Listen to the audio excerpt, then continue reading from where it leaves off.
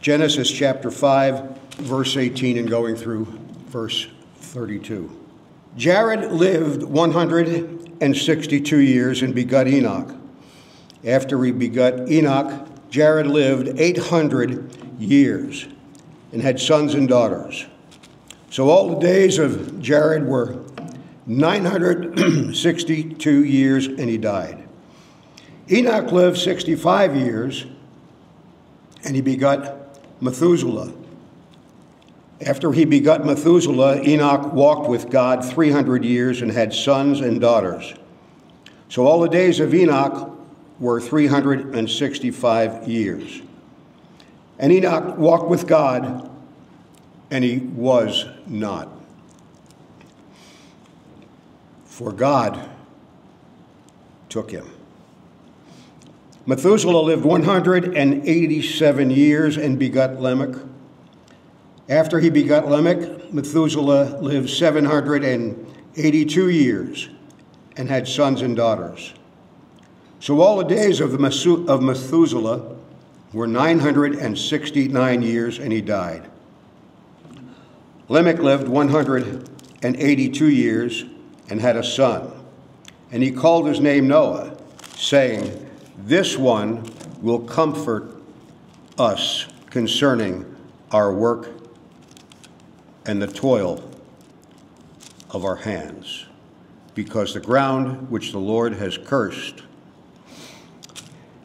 After he begot Noah, Lamech lived 595 years and had sons and daughters.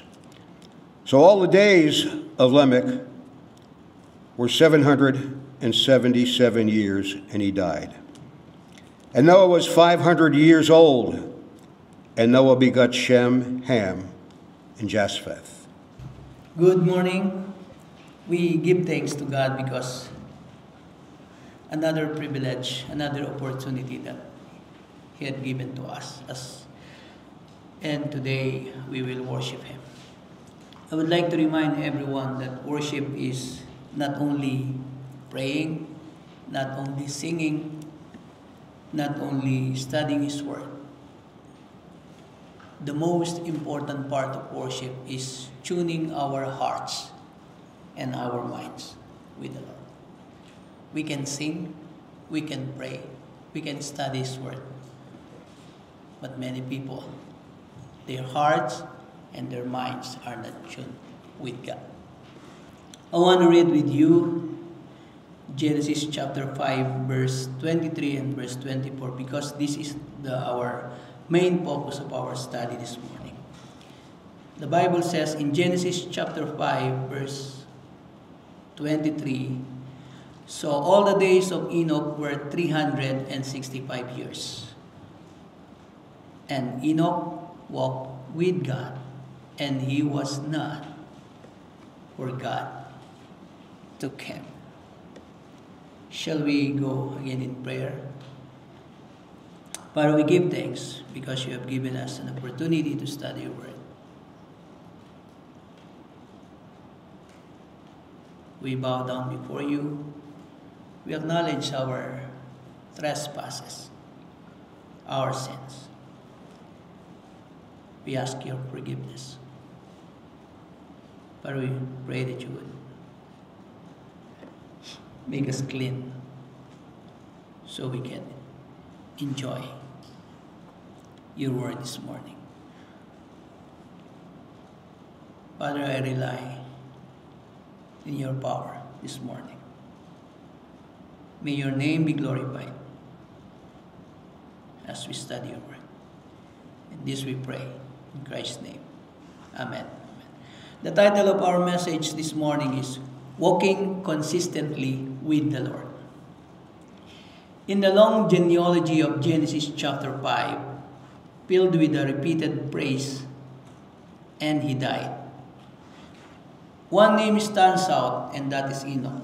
Unlike others, his story does not end with death, but with a remarkable testimony. After he begot Methuselah, Enoch walked with God 300 years. To walk with God is one of the most beautiful descriptions of the Christian life. It paints the pictures the picture of daily fellowship, step-by-step obedience, and unbroken companionship with the Lord. Enoch did not run ahead of God, nor did he lag behind. He walked in step with him for 3 centuries. This passage challenges us with a vital question: are we walking with God consistently or only occasionally? Many people walk with God in times of trouble, but not in times of ease. Some walk with Him on Sundays, but not through the week. Yet Enoch's life reminds us that true faith is not momentary decision, but a lifelong direction. Walking with God consistently means living in harmony with His will, trusting His promises, and keeping fellowship with Him day by day, until one day, like Enoch, we too will find ourselves in His presence forever. Billy Graham once said, "A lifetime of walking with God." Billy Graham, one of the greatest evangelists of the 20th century, preached the gospel to over 200 million people around the globe. At the end of his life, when asked what he would have done differently, he didn't mention preaching more sermons or holding bigger crusades. He said, "I would study more, I would pray more, I would travel less, take less speaking engagement, and spend more time in meditation and prayer and telling the Lord how much I love Him." His words show us that consistent walking with God is not about public success, but about daily intimacy with Him. What does it mean to walk with God? Number 1, walking with God means daily fellowship. Enoch's walk was not a sprint, but a long journey, 300 years. To walk with God consistently means making time for prayer, worship, and the Word every day. Amos 3 verse 3, "Can two walk together unless they are agreed?" Walking with God means aligning your heart with His will. In Colossians chapter 2 verse 6, "As you therefore have received Christ Jesus the Lord, so walk in Him." As believers, as Christians, we should walk in Him. In 1 John chapter 1 verse 7, "But if we walk in the light as He is in the light, we have fellowship with one another, and the blood of Jesus Christ, His Son, cleanses us from all sin." It is a daily fellowship with God. The Greek word for fellowship is koinonia, meaning pagsasalo ng buhay. Sa Tagalog, fellowshipping with one another. Number 2 is, walking with God means trusting Him fully. Enoch lived in a time of growing wickedness, yet he chose faith. In Hebrews chapter 11 verse 5 says Enoch pleased God because of his faith. Consistency comes when we choose to trust God even when circumstances don't make sense. In Proverbs chapter 3 verse 5 to 6, "Trust in the Lord with all your heart and lean not on your own understanding. In all your ways acknowledge Him, and He shall direct your paths." The Bible clearly reminded us this morning, we should trust in the Lord with all our hearts, not on our own understanding. We should trust Him fully, completely. Hindi lang not only in some part of our life, but all parts of our life, all aspects of our lives, we should trust Him. In 2 Corinthians chapter 5 verse 7, "For we walk by faith, not by sight." Also in Psalm 37 verse 5, "Commit your way to the Lord, trust also in Him, and He shall bring it to pass." See the richness of His Word. You must commit your way to the Lord. Everything, even the little thing, up to the biggest thing in your life, we should trust Him. And He said, and He shall bring it to pass. Isaiah 26 verse 3 and 4. You will keep him in perfect peace, whose mind is stayed on you. See? We ignore the verses in the Bible, but this is a very good tool for us as believers. You will keep him in perfect peace, whose mind is stayed on you. Are your mind stayed on our Lord Jesus Christ? Because He trusts in you. Trust in the Lord forever. For in Yah, or the Lord, is everlasting strength. Another thing is, walking with God means obedience. Obedience is the very best way to show that we believe. Walking is movement, obedience is the step-by-step action. Enoch's life was marked not by great achievements, but by steady obedience. And this is important, my brothers and sisters. 300 years, Enoch walked with God.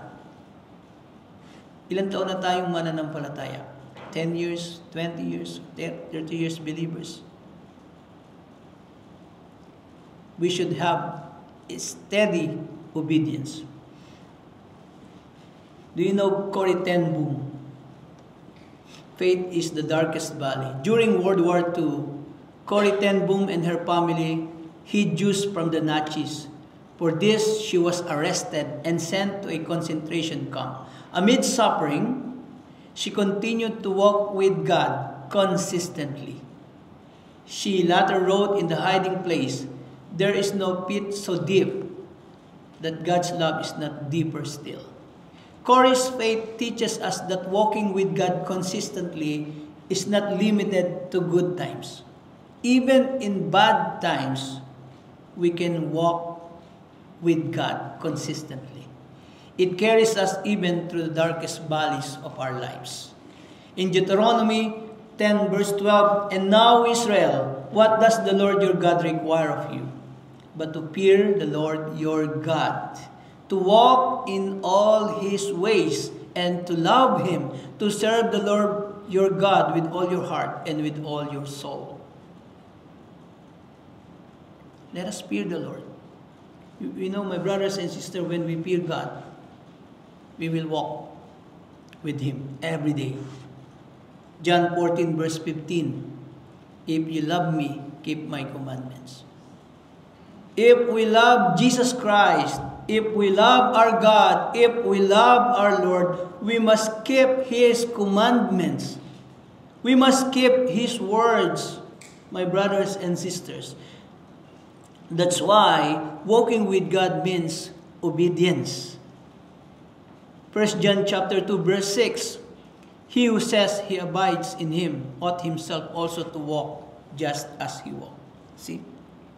Kung paanong lumakad, how the Lord walked when He lived in this fallen world, we must walk like He walked.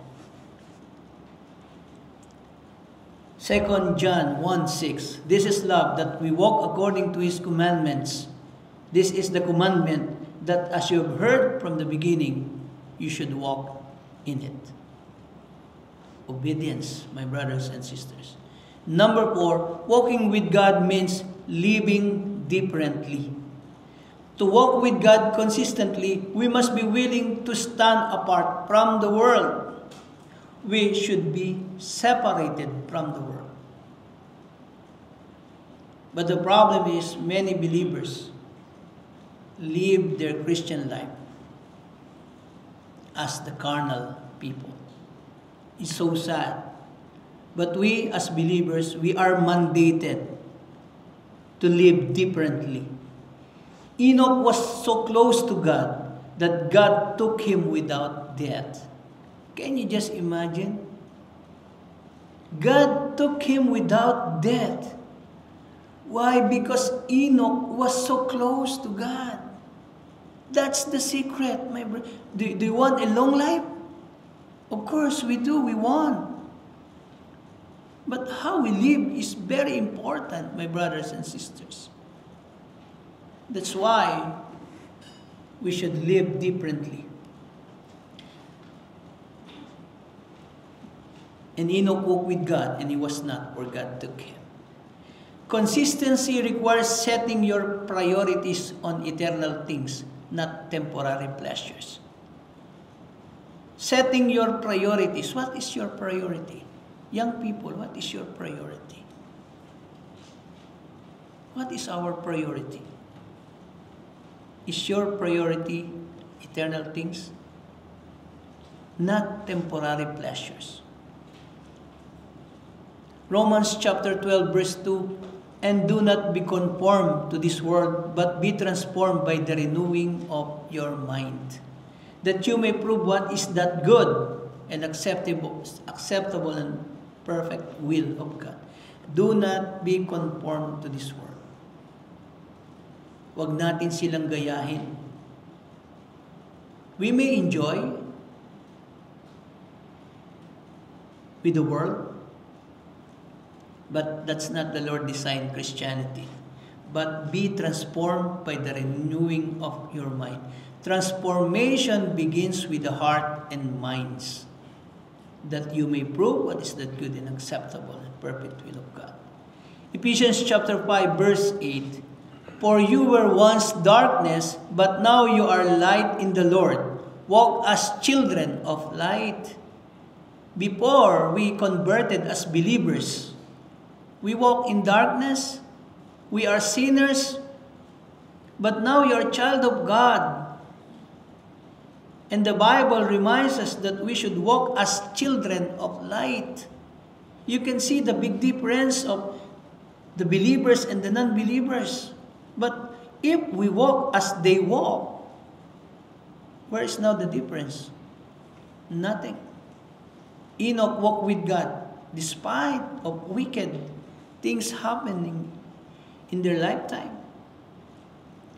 1 Peter chapter 2 verse 9, but you are a chosen generation, a royal priesthood, a holy nation, his own special people, that you may proclaim the praises of him who called you out of darkness into his marvelous light. This is our status. We are chosen generation. We are royal priesthood. We are holy nation. We are people of God. Walk as children of light. 2 Corinthians 6:17. Therefore, come out from among them and be separate, says the Lord. Do not touch what is unclean, and I will receive you. Because God is holy. We must be holy. Do not touch the wicked thing, the unclean thing. The Lord said, and I will receive you. Number 5, walking with God means living in expectation. Enoch's life points us forward to eternity.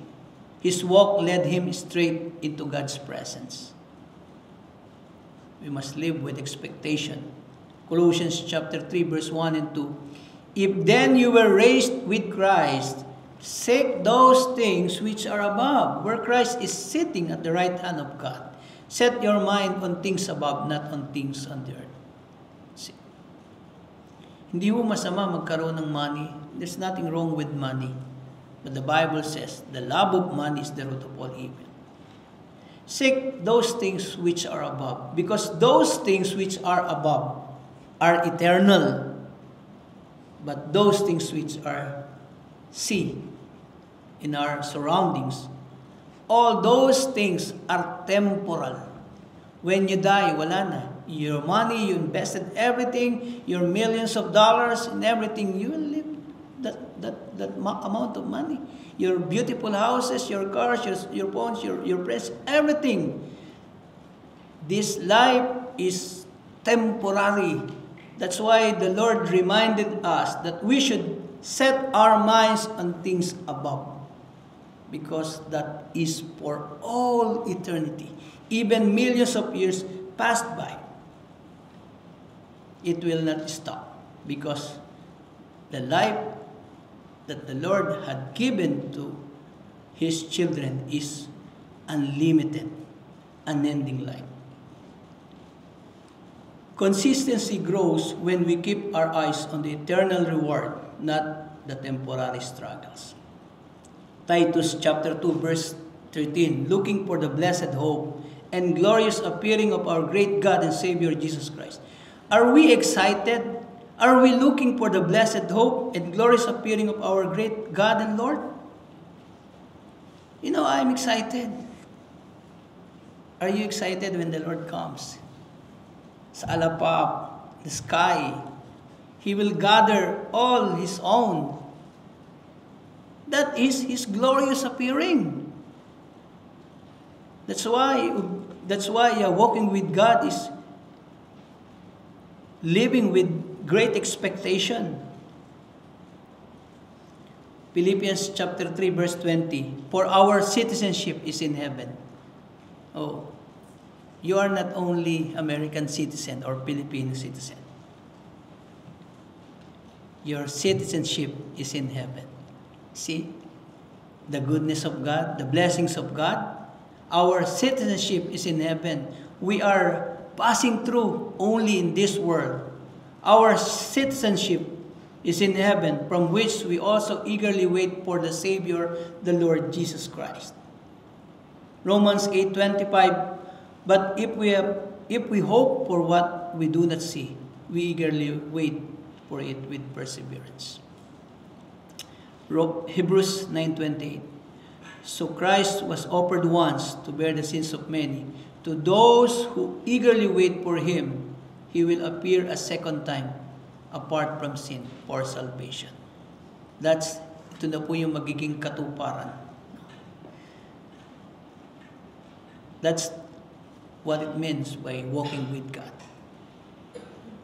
But of course, walking with God is not easy.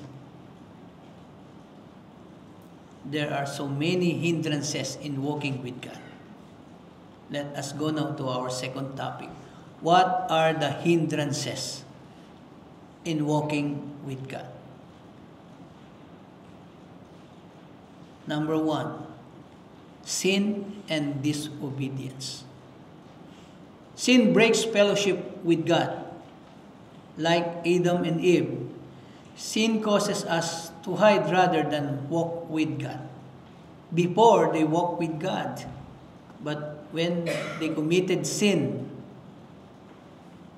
they hide from God. Why? Because sin breaks fellowship with God. Sin separates us from God. Hindi ho pwede.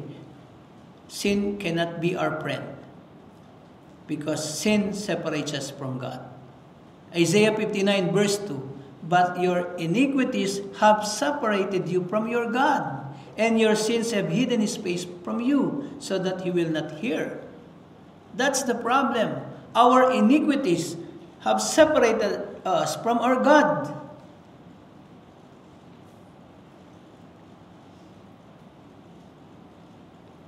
Sin and disobedience. Disobedience hinders our fellowship to God. John 14 verse 23 to 24, Jesus answered and said to him, if anyone loves me, he will keep my word, and my Father will love him, and we will come to him and make our home with him. He who does not love me does not keep my words. And the word which you hear is not mine, but the Father who sent me. He who does not love me does not keep my words. Are we keeping His words? So therefore, if we are keeping His words, meaning we truly love our Lord. But if we not, we cannot say, I love you, Lord. That's only words. I love you, Lord. But we do not obey His word. That's the problem, sin and disobedience. Walking in sin keeps us from walking in the Spirit. Galatians chapter 5, verse 16 to 17, I say then, walk in the Spirit, and you shall not fulfill the lust of the flesh. For the flesh lusts against the Spirit, and the Spirit against the flesh. And these are contrary to one another, so that you do not do the things that you wish. We cannot walk Monday, you're Christian, and then Tuesday you're unbeliever, and then Wednesday, because we have prayer meeting, we are Christian again, and then Thursday we are not Christian again. We cannot. Walk in the Spirit, and we will not fulfill the lust of the flesh. Flesh is weak. Jesus said that. Flesh is weak. The Spirit indeed is willing, but the flesh is weak.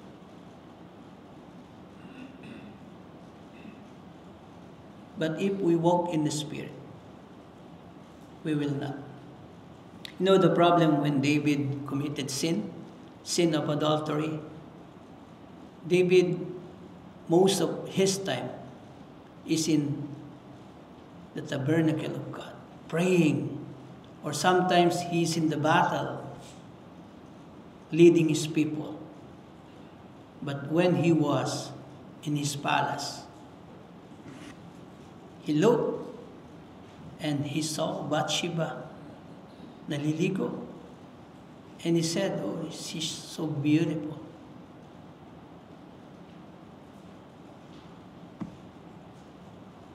The Bible says that we read, walk in the Spirit, and you shall not fulfill the lust of the flesh. Disobedience brings consequences. Huwag tayong padaya na if we disobey God, we do not have consequences. That's not true. Every disobedience to God ay there is a consequence. Deuteronomy 28 verse 15, but it shall come to pass, if you do not obey the voice of the Lord your God, to observe carefully all His commandments and His statutes, which I command you today, that all these curses will come upon you and overtake you.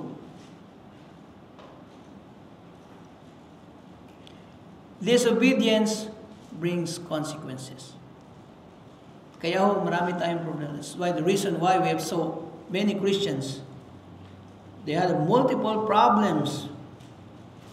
Why? Because they disobey God in their lives.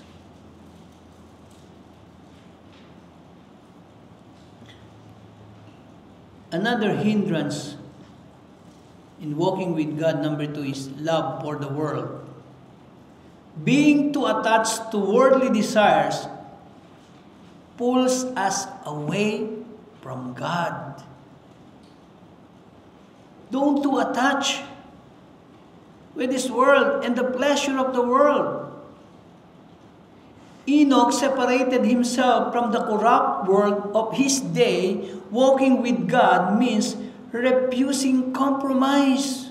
We do not compromise. We should not love the world.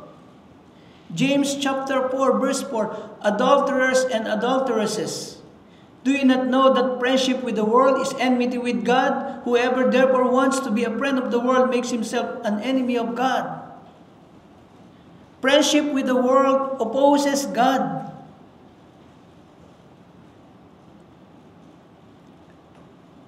Love for the world competes with love for God. 1 John 2 verse 15 to 16, do not love the world or the things that are in the world. If anyone loves the world, the love of the Father is not in him. For all that is in the world, the lust of the flesh, the lust of the eyes, and the pride of life is not of the Father, but is of the world. Again, love for the world competes with love for God. Another thing, worldly desires hinder spiritual growth. Romans 12:2, do not be conformed to this world. I already read, but be transformed by the renewing of our mind, the Bible says. Another thing, covetousness takes the focus away from God. Luke 12 verse 15, and he said to them, take heed and beware of covetousness, For one's life does not consist in the abundance of the things he possesses. Why Jesus born in a poor state? Bakit di niya pinili nung siya'y panganak as a king, as a reigning king at that time? He said, life does not consist in the abundance of the things he possesses. Another thing, number 3 hindrance in walking with God is doubt and lack of faith. Without faith, it is impossible to please God. That's why the Bible says, but without faith, it is impossible to please Him. For he who comes to God must believe that He is, and that He is a rewarder of them, of those who diligently seek Him. Faith is essential to please God. We cannot please God without faith. Doubt makes us stumble, while faith keeps us steady in the walk.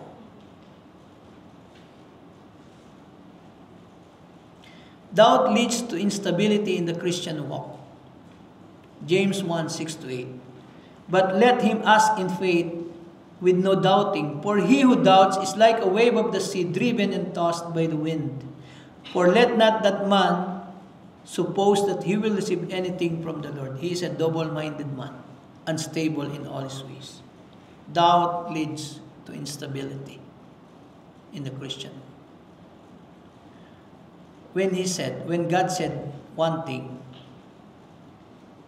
mangyayari yan. It will happen, no matter what.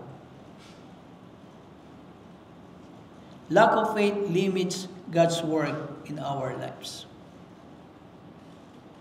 If we do not have faith, we will not experience the work of God in our lives.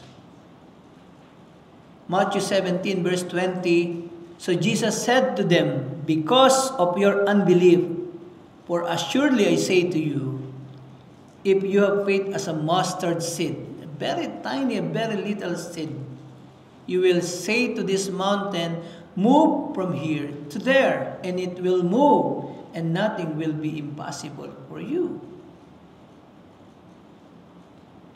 Lack of faith or unbelief limits God's work in our lives.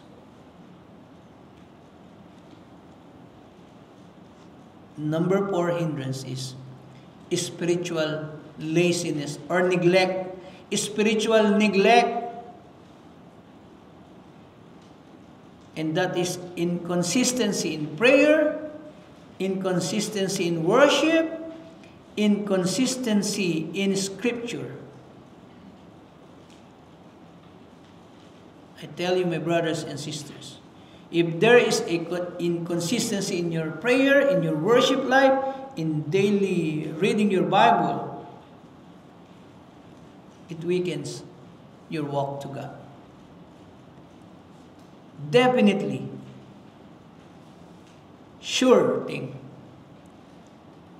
if we are inconsistent with our Christian life, we cannot walk with God.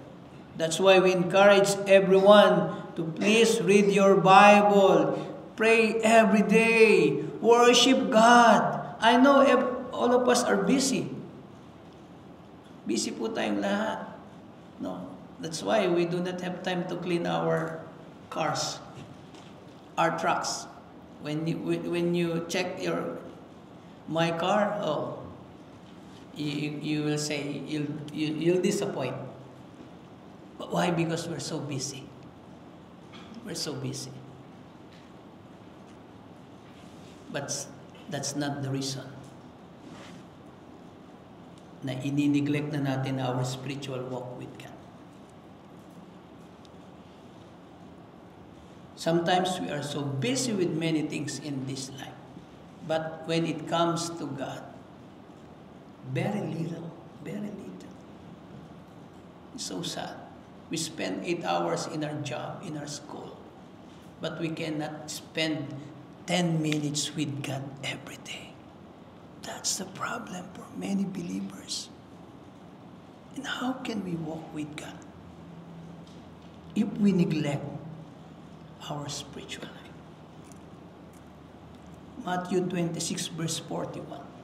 Watch and pray lest you enter into temptation. The spirit indeed is willing, but the flesh is weak. Neglecting daily fellowship with God leads to drifting, spiritual drifting.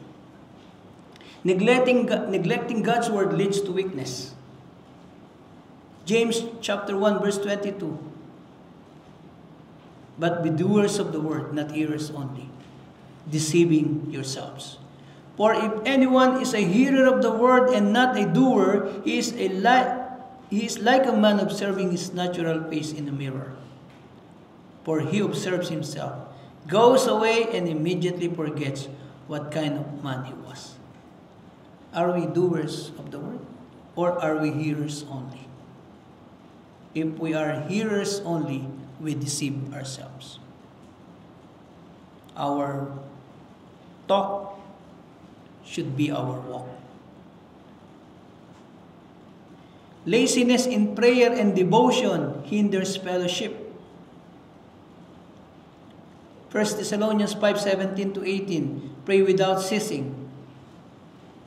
In everything give thanks, for this is the will of God in Christ Jesus for you. Pray without ceasing.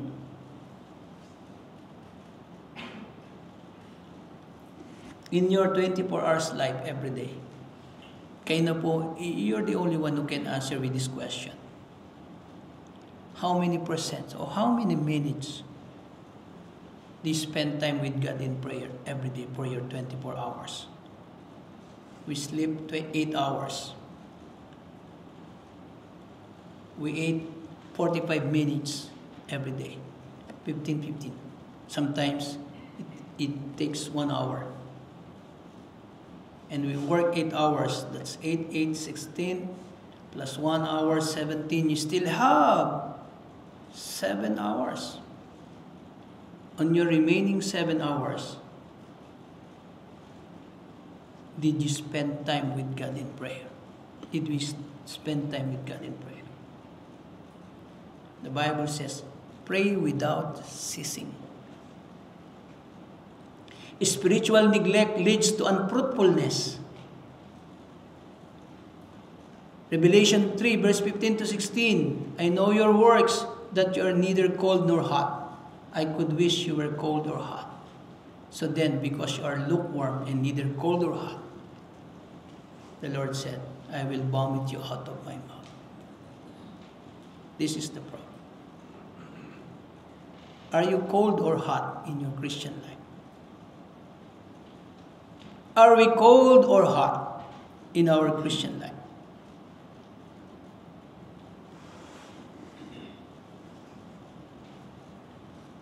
The Lord said, I will vomit you out of my mouth. This is so sad. Neglect of God's calling brings danger.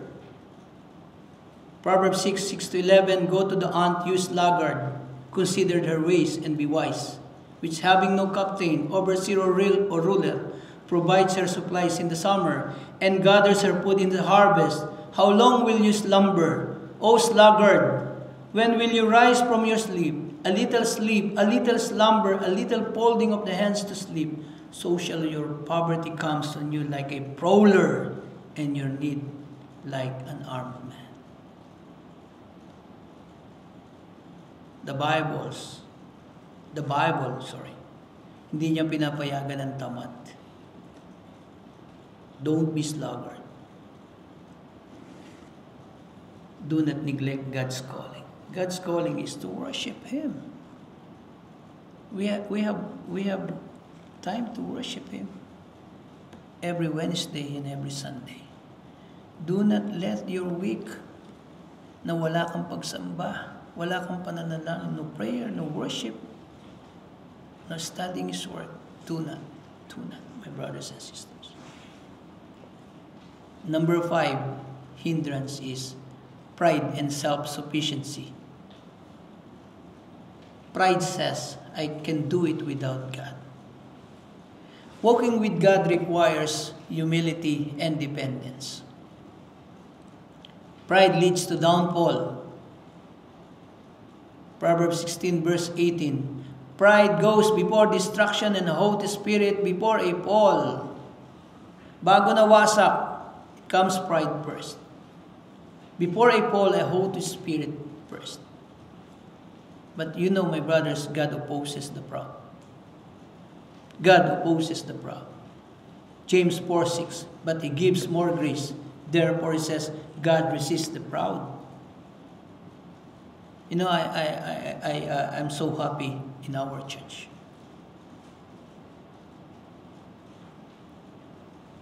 I believe in my heart, all people in this church are humble people. And I thank God for that. Because God resists the proud, but gives grace to the humble. Self-sufficiency prevents dependence on God. Again, I'll read Proverbs 3:5-6. Trust in the Lord with all your heart and lean not on your own understanding. In all your ways acknowledge Him, and He shall direct your paths. Pride blinds us to God's guidance. Binubulag nito ng ating kapalaluan. Ng pride blinds us to God's guidance. Obadiah 1:3. The pride of your heart has deceived you. You who dwell in the clefts of the rock, whose habitation is high. You who say in your heart, who will bring me down to the ground? Who will bring me down to the ground? The Lord will bring you to the ground. If we are proudful or arrogant person, the Lord Himself will bring us down to the ground. But pride blinds us to God's guidance. And the number 6 hindrance is unforgiveness and bitterness. Do we have bitter in our hearts? A bitter heart blocks intimacy with God. The Bible says, out of the abundance of the heart, the mouth speaketh. Kung ano ang laman ng puso, sinasabi natin. We should not be unforgiving person or bitter person. Unforgiveness poisons our walk with God and with others. Unforgiveness blocks God's mercy. Why I said that? In Matthew 6:14 and 15. For if you forgive men their trespasses, your heavenly Father will also forgive you. But if you do not forgive men their trespasses, neither will your Father forgive your trespasses.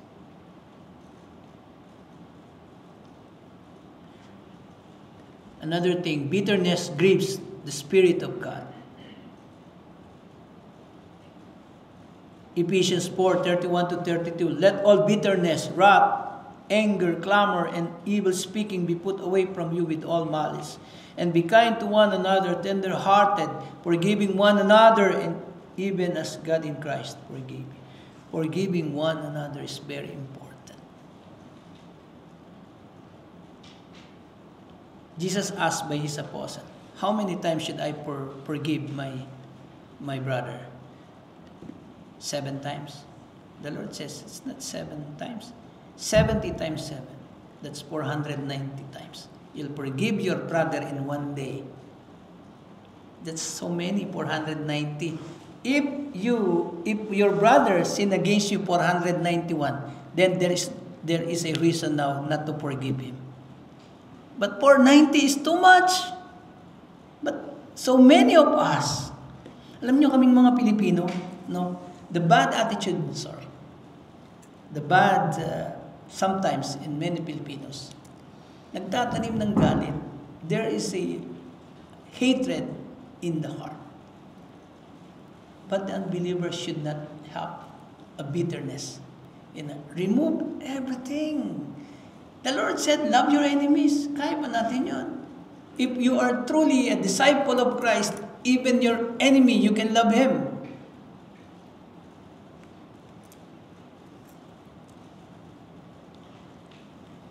Holding grudges hinders fellowship. Hebrews 12:15, looking carefully lest anyone fall short of the grace of God, lest any root of bitterness springing up cause trouble, and by this many become defiled. Do not hold grudges, and unforgiveness separates us from God. Mark 11:25, and whenever you stand praying, if you have anything against anyone, forgive him, that your Father in heaven may also forgive your trespasses. These things that I mentioned are the hindrances in walking with God. So let us go now to our solution, how to eliminate hindrances in walking with God. How to eliminate? Number one is overcome sin, through repentance and confession. Hindrance, sin and disobedience breaks fellowship with God. Remedy, confess and repent quickly. Repentance restores fellowship and keeps your walk clear. Sabi po nila, love is lovelier the second time around. Is that true? Love is lovelier the second time around. Repentance restores fellowship and keeps your walk clear. Confess your sins to receive forgiveness. We are not yet perfect. We are on the way of perfectness, but not yet. So therefore, we commit sin every day. But the Bible says in 1 John 1:9, if we confess our sins, He is faithful. Don't get me wrong. I do not encourage you to sin against God. If we confess our sin, He is faithful and just to forgive us our sins and to cleanse us from all unrighteousness. Let us confess. Repentance turns us from sin to God. Repent, therefore, and be converted, that your sins may be blotted out, so that the times of refreshing may come from the presence of the Lord. Repent. This is important, my brothers and sisters. Not only believing. Many people teach us, you believe God, yes, that's true. But they did not repent. That's not the complete salvation. The complete salvation is this. Repent, therefore, and be converted. Meaning, all sins in your lives, in your minds, in your hearts, in your hands, in your mouth, we should repent of those things. That's the complete way of salvation, not only believing. Many people, I believe God, yes, God is merciful, God is love. Yes, that is true. But you forget that God is holy also. He will not tolerate any sin in our lives. That's why He reminded us in this verse, repent, therefore. Repentance is 180 degrees turn, not 360. If 360, you're back to zero again. 180. You forget those things that are bad in your mouth, in your mind, in your hands. That's a true Christianity. Kaya our Christianity in this church is, we are serious. We are serious. They may not like us because we are serious. But that's the way Christianity designed by the Lord. Holiness, perfectness, my brothers and sisters. But there are so many cults, Christian cults. I say Christian cults. There are so many. But you can see their life is different from the way we live as believers of Christ. We should repent and be converted. God restores those who repent. Psalm 51, verse 10 to 12. This is the prayer of David. Create in me a clean heart, O God, and renew a steadfast spirit within me. Do not cast me away from your presence, and do not take your Holy Spirit from me. Restore to me the joy of your salvation, and upholds me by your generous spirit. That's the prayer of David when he committed adultery and murder. Create in me a clean heart. Is this your prayer? This is my prayer always. Lord, create in me a clean heart.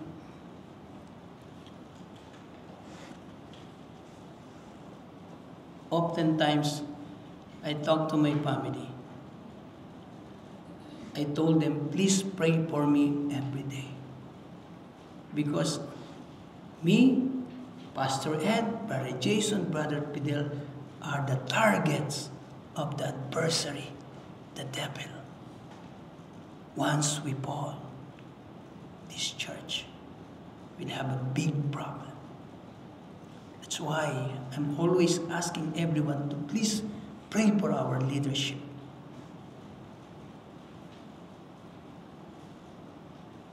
We are human.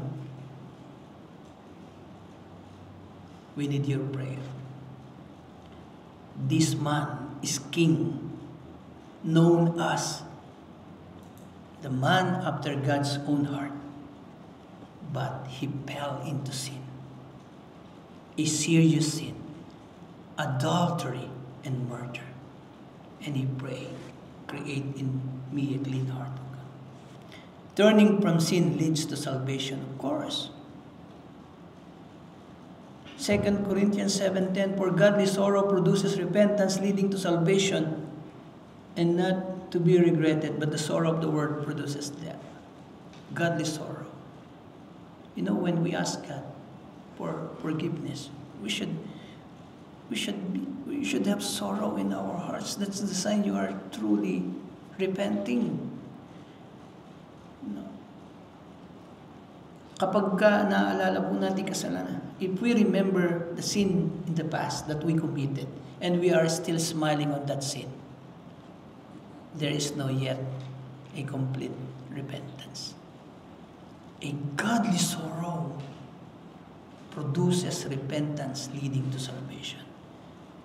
Number 2 remedy, replace love for the world with love for God. The hindrance, worldly desires compete with spiritual devotion. Remedy, pursue eternal values and set your heart on God. Colossians 3:1-2, set your mind on things above, not on things on the earth.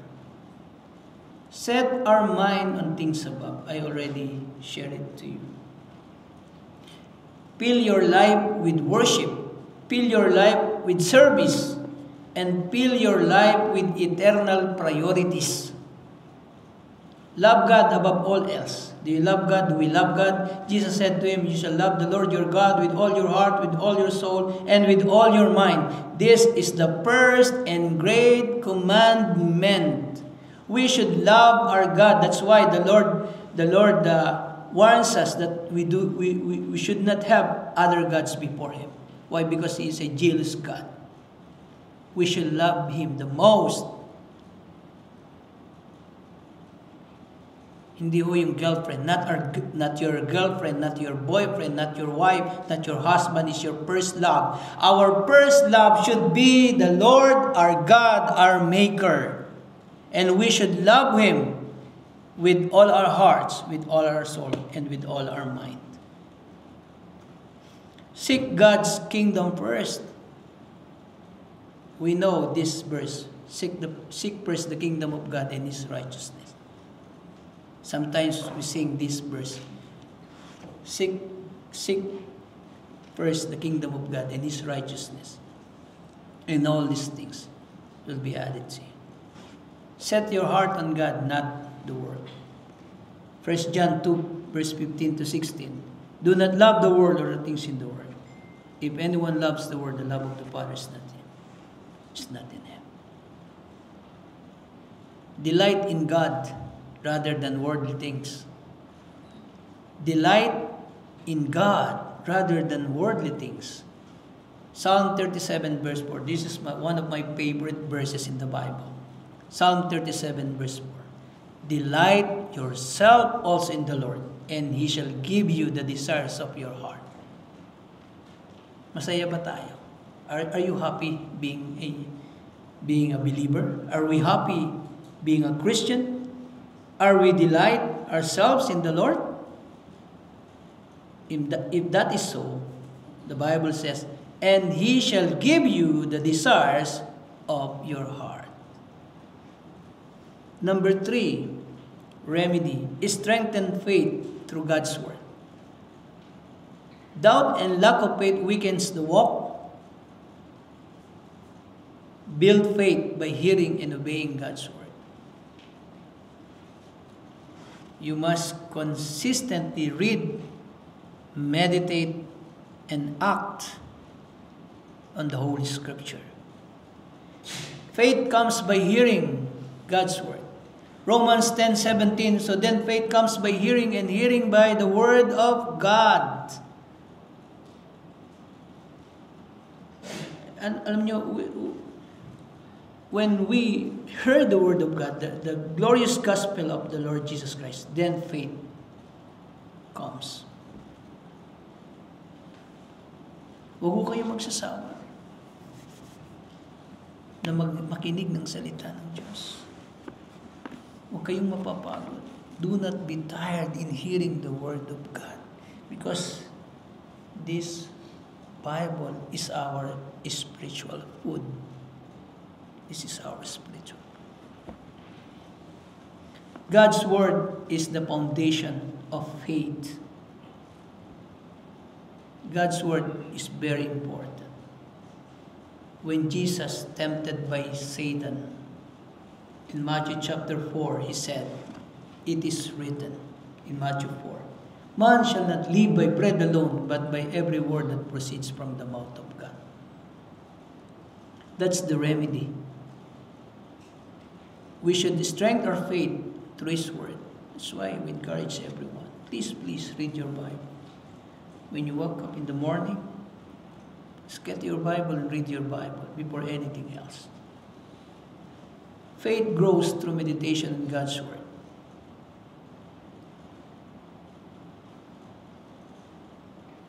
When Joshua took the leadership of the Jews, the Lord talked to him. The Lord said to Joshua in Joshua chapter 1 verse 8,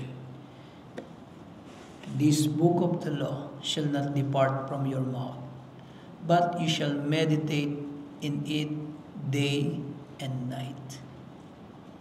What's the reason? Why the Lord telling Joshua, you shall meditate it day and night? Here is the reason. That you may observe to do according to all that is written in it. For then, this is the second, for then you will make your way prosperous. And then the number 3, then you will have good success. You see the blessings of the Word of God. We can keep His commandments. We can observe the commandments of the Lord. Our way will be prosperous, and we will have good success if we meditate the Word of God day and night. May I ask you this? Do you have your own Bible? Do we have our own Bible?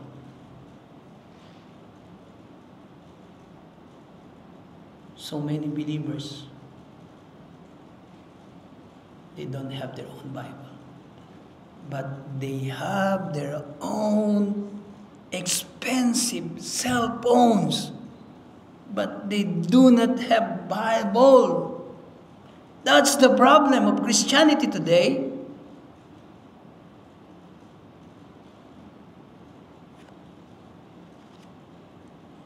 We neglect His Word. This is the remedy for the hindrances. God's Word strengthens and equips believers. Ephesians 6:17, and take the helmet of salvation and the sword of the Spirit, which is the Word of God. if we are true believers, I tell you, my brothers and sisters, we can enjoy the benefits of the Word of God.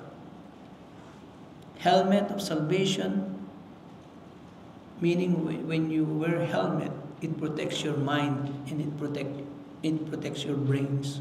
Why? Because spiritual battle is in the mind. That's why we should wear the helmet, and the helmet is the Word of God. The sword of the Spirit. The sword of the Spirit. Panlaban. Use. Helmet is for the defense. The sword is for fighting, which is the Word of God. That's why the Lord said, it is written. He said 3 times, it is written.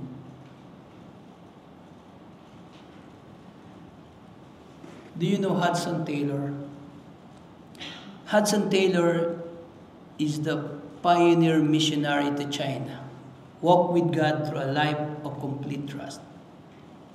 He often had no money, yet he never asked people directly for help. He didn't beg. He didn't ask people for help. What he did is this. He prayed and trusted to God. He prayed and trusted God to provide. Time and time again, God supplied exactly what was needed, sometimes at the very last moment. Hudson Taylor once said, God's work done in God's way will never lack God's supply. True. God's work done in God's way will never lack God's supply. His life is a testimony that walking with God consistently means trusting Him step by step, even when we cannot see the way ahead. Number four remedy. Overcome laziness with discipline and prayer. Hindrance, neglect of prayer, worship, and the word leads to drifting. The remedy is establish spiritual discipline. What does it mean, spiritual discipline? Be diligent and be disciplined. I already read Proverbs 6 to 8. Prayer strengthens spiritual diligence. Pray without ceasing. In everything give thanks, for this is the will of God in Christ Jesus. Discipline leads to godly growth. Do you know the practice of the military? They are very strict. They are disciplined people. From their hair to their uniform, planchado. Their fingernails, they are disciplined. Why? Because there is a future big battle, and they were prepared for that. Do we know also that as Christian, we have a spiritual battle in our ways, in our journey? If we are not disciplined with our Christian life, we cannot fight the battle.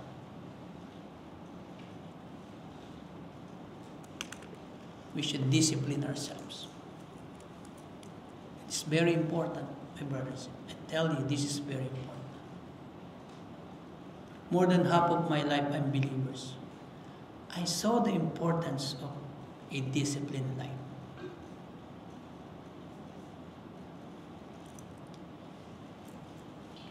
We do not have luxury of time in this life. We want to do everything.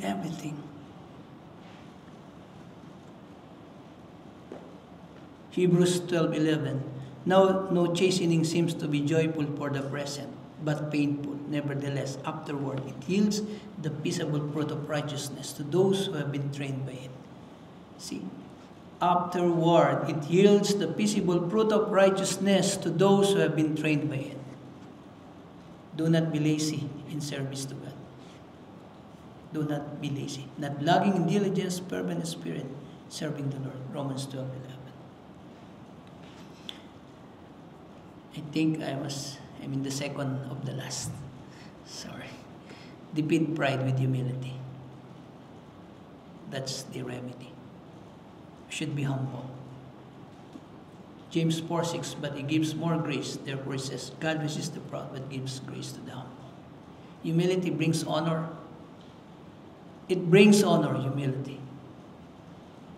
Proverbs 29 verse 23, a man's pride will bring him low, but the humble in spirit will retain honor. Humility brings honor. Learn from Christ's humility. Let us learn from Christ's humility. Let nothing be done through selfish ambition or conceit, but in lowliness of mind, let each esteem others better than himself. Let each of you look out not only for his own interest, but also for the interest of others. Gayahin natin si Kristo. Let us humble ourselves before God. Therefore, humble yourselves under the mighty hand of God, that he may exalt you in due time. 1 Peter 5:6. And then the last one. Replace bitterness with forgiveness and love. Forgive as Christ forgave you. Forgiveness frees your heart to walk in peace and intimacy with God. Forgive as God forgave you. We already read Ephesians 4:31, let all bitterness and anything in our hearts and in mind, let all, the Bible says, be put away from us. I also said to you, love your enemies. Matthew 5:44, but I say to you, love your enemies, bless those who curse you, do good to those who hate you, and pray for those who spitefully use you and persecute you. See, forgiveness heals relationship. Bearing with one another and forgiving one another. If anyone has complained against another, even as Christ forgave you, you must also do. The last one, love covers many wrongs. 1 Peter 4:8, and above all things have fervent love for one another, for love will cover a multitude of sin. Love cover a multitude of sin. Conclusion, walking consistently with the Lord is a journey of a daily devotion, surrender and trust. Though hindrances like sin, pride, and worldly distractions will arise, God equips us to overcome them through repentance, through discipline, through humility and faith, like Enoch, who walked with God. We too can experience intimacy and favor with Him when we intentionally align our hearts with His will. Enoch walked with God 300 years, and we saw the fruit. His son Methuselah lived 969 years. That's the reward, not only for Enoch, but also for his son. He walked with God. Do you want a blessing from the Lord? Do we want a blessing from the Lord? Then this is the right time. Let us start. Let us start walking with God. Let's pray. Father God, we give thanks this morning because you have taught us that walking with you is the secret of a victorious Christian life. Lord, help us, every one of us, to be a disciplined, growing believers of yours. Help our church, O God. Every members of this church, help us, O God. May your life seen in our lives, O God, in our everyday walk with you. Thank you, Lord, for your word, for reminding us. Father, we pray that you would lead us as we join in your table this morning. Prepare our hearts and our minds. This we pray in Christ's name. Amen and amen.